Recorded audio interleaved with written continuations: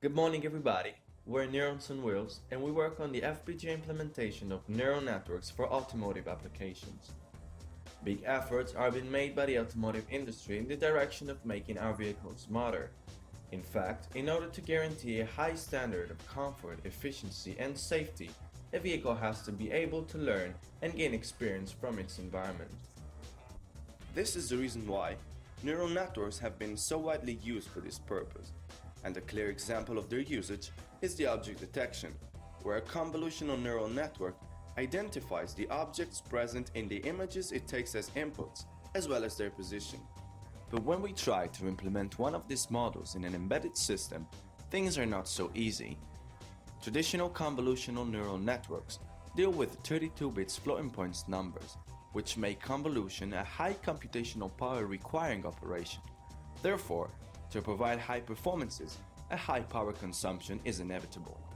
In addition, every layer of the network is characterized by an extremely large number of parameters that need external memories to be stored. For these reasons, the traditional convolutional neural network doesn't seem to be well suited for embedded systems. The solution we decided to explore in this edition of the Xilinx Open Hardware Competition is quantization.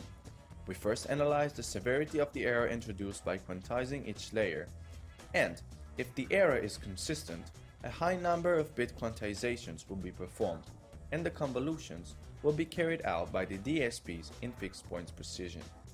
If the error is acceptable, we quantize the layer with a lower number of bits, and the mathematical operations will be computed by LUTs as shift bit operations.